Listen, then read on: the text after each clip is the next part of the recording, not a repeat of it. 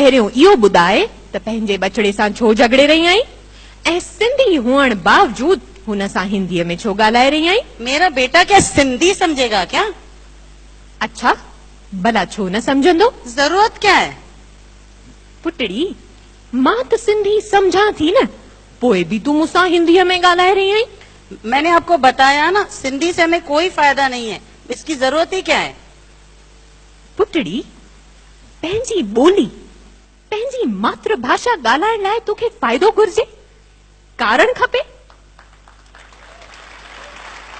देखो माँ जी, मां सां प्यार करण में भला कोई फ़ाइदो या नुक़सान ॾिसंदो आहे? असां में शर्म हया असुल कोन्हे?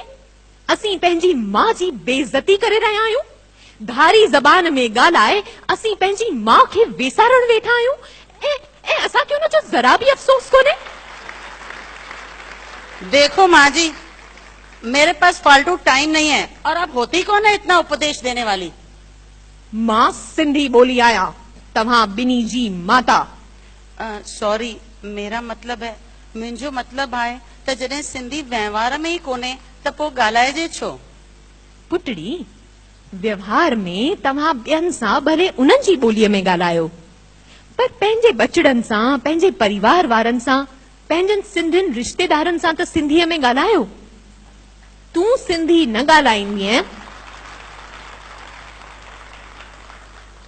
पुट, तूं सिंधी न ॻाल्हाईंदीअ त तुंहिंजो बचड़ो कीअं सिखंदो?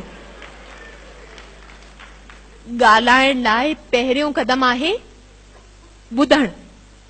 ॿारनि जे कननि ते जे सिंधी लफ़्ज़ पवंदा ई कोन त हू कीअं सिखंदा? पीउ त पैसा कमाइण में ऐं दुनिया भर जा झंझट पालण में पियो आहे। इहो रोल त मां खे निभाइणो आहे न पुट। जी जी, हल पुट। क्या? चल बेटा।